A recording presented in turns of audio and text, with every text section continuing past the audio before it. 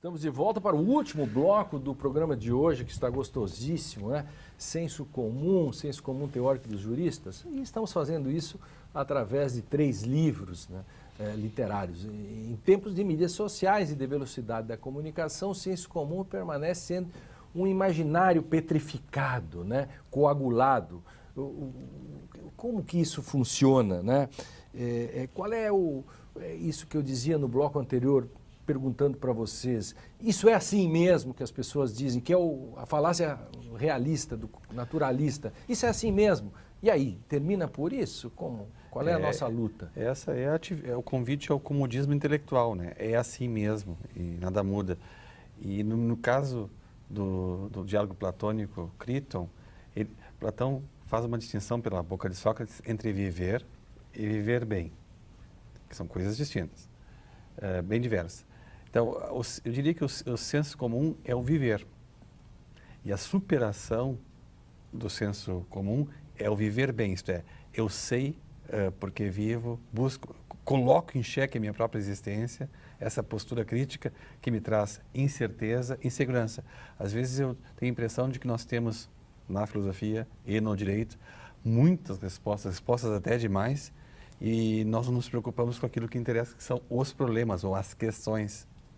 Então, a vida que supera o senso comum é aquela que questiona a si própria, que procura ir além e buscar os problemas e não ficar satisfeita com as respostas que tem. Eu acho que talvez um pouco essa coisa... Tá bom. Não, é só colocar uma oposição que aparece entre o Vará e Platão, no sentido da virtude, né? Porque de alguma maneira a resposta é que eu tenho que ter uma vida virtuosa, e até eu defendi outro dia que a democracia precisa de muito disso. Né? Mas o Vará na época está no mundo das suspeitas, né? É Freud, é Marx que estão por trás das críticas. Os mestres da suspeita. Claro, né? Então de alguma maneira então o senso comum ele só pode ser alguma coisa que oculta dominações. Então, o senso comum, no primeiro momento, oculta a questão política e econômica, e também, no segundo Vará, o senso comum oculta o prazer. Então, o senso comum sempre é alguma coisa que nega o desejo. Então, esses juízes que são dogmáticos, conservadores, são juízes que não estão abertos para o desejo, para o prazer, para a criatividade, para o diferente. Eles são todos Teodórios, na perspectiva de Vará. Na perspectiva de Vará. Vará. Até hoje. Esses que são incapazes de pensar a crítica são aqueles maridos confortáveis que serão provavelmente traídos pelas mulheres, né? Porque os vadinhos são aqueles que preenchem, pelo menos o imaginário das mulheres, não sei se muitas na realidade. Pode ser simbólico. Talvez simbólico, talvez não tanto hoje em dia, no sentido que esse prazer, de alguma maneira, as mulheres com fonte crítica, insisto novamente no Vará, o lado feminino, corrompem um pouco isso. Então, talvez precisassem de juízes com esse lado feminino para ver que o senso comum ele tem que ser rompido nesse sentido. E aí eu queria só lembrar essa questão da virtude, né? Dá para dizer assim que está um pouco in working isso também, né? Quer dizer, o sujeito, um patife não pode ter uma vida boa, né? Ele pode ter no máximo uma boa vida, mas não uma vida boa. Então, o patife, ele não consegue ter uma vida boa. Só para dizer uma coisa, porque ele não é virtuoso. Não, o importante é dar um sentido vital. Um sentido vital à minha vida. Isso. Minha vida tem que ter uma importância. Isso. Então, o patife não tem importância. O patife não tem importância. A vida dele é uma vida sem sentido. Isso. Então, eu preciso do sentido vital. O sentido vital varatiano é o prazer. Há um pouco de daimonia nisso, nessa questão dos gregos, claro, né? Exatamente. Sócrates, em Aristóteles, né, na Ética Nicômaco, já coloca essa questão de todo ser humano busca a felicidade. Isso. Sim, é isso. E, então, é daimonia. Daimonia. E ele apresenta alguns candidatos aí para... Só que, diferentemente da perspectiva de Vará, mas Vará não restringe a isso, mas só para fazer um pouco o contraponto, um dos candidatos à vida... o que seria a felicidade seria o hedonismo, o prazer, a redoné. Mas não basta uma vida que se restringe ao prazer. Mas, evidentemente, que Aristóteles não descarta o prazer. Havia cortado você. Não, mas eu acho que essa questão, voltando... Eu acho que um pouco é essa coisa, o estar em águas calmas ou em águas turbulentas, um pouco nessa, simbolicamente. Ou seja, acho que o que o Araujo queria é exatamente isso, ou seja, tirar aquela pasmaceira do senso comum da aula da dogmática tradicional, que tudo era pronto, tudo eram verdades consolidadas, não se discutia, não se entrava nesse debate crítico. E aí a estratégia do prazer, ou da loucura mesmo, Breton, e que ele acabava também usando muitas vezes, a questão da loucura, e aproveitando aqui do alienista... Desestabilizaria... Exatamente, é aquele que, de certo modo, a loucura é aquele que arrisca sair do senso comum, esse senso comum acrítico que só recebe.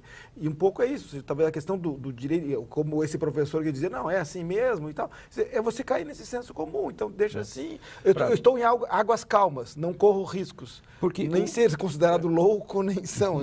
O senso comum, então, o senso comum é ladino, é perverso, ele esconde, então, a nossa tarefa é desvendar essas obviedades desse óbvio, né, que esconde as coisas. Né? Mas eu queria fazer uma provocação para vocês, nesses tempos de PCs, de politicamente correto, em que sentido o fenômeno do politicamente correto está quebrando ou reforçando o senso comum? Como é que isso funciona? Como é que vocês veem essas...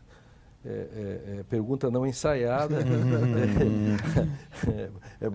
é batata quente na mão de vocês. Eu diria que, no caso varatiano, sempre usarei vará para responder, então, a Dona Flor ela é um exemplo de não ser politicamente correto. Isto. E positivo, porque na época se entendia mal a história da mulher ter prazer com 2 homens ao mesmo tempo. Ela não era politicamente correta. Não era. Isso. E ela é a fonte. E Vadinho, sim, Teodoro, Teodoro, sim. é o politicamente correto. Perfeito. É assim que eu poderia dizer que vira a questão.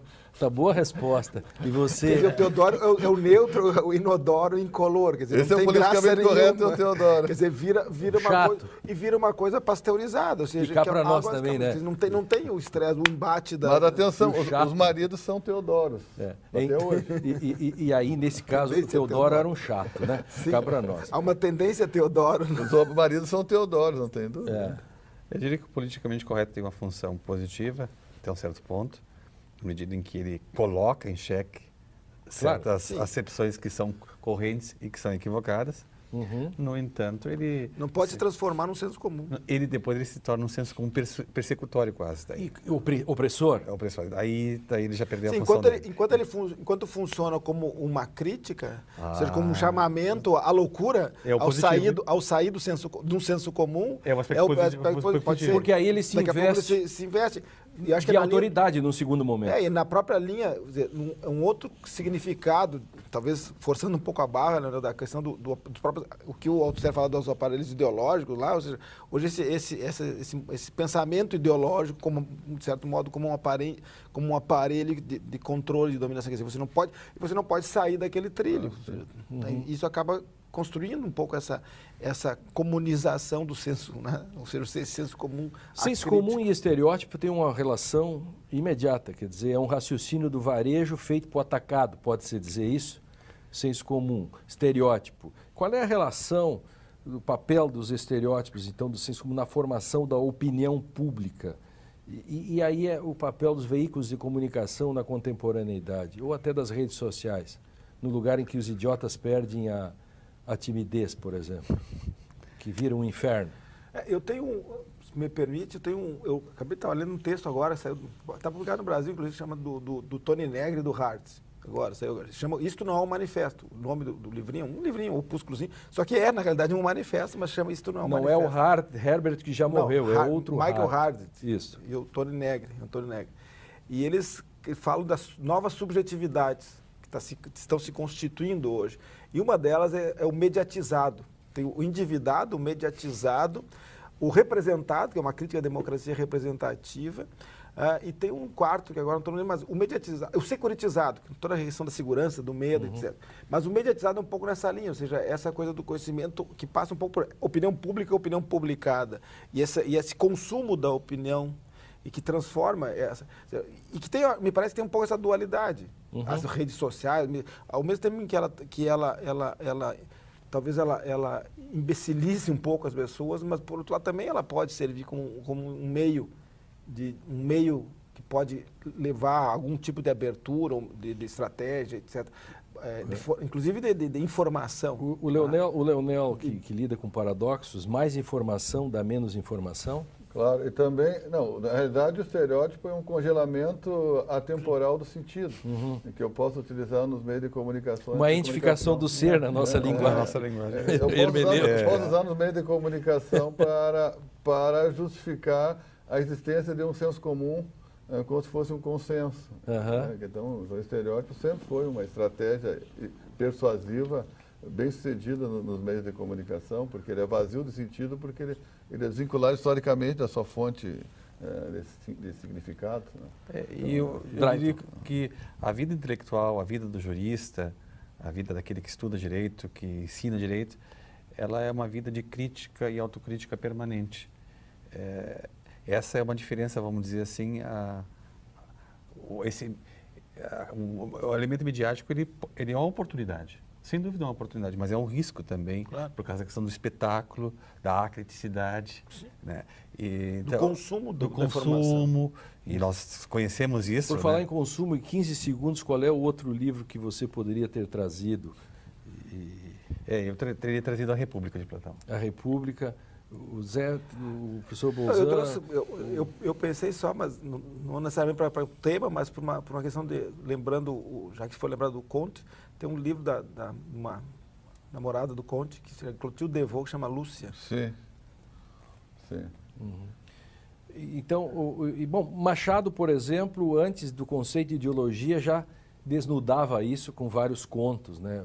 Enfim, eu gosto, eu adoro Machado de Assis, né? Porque o cara chegava na frente.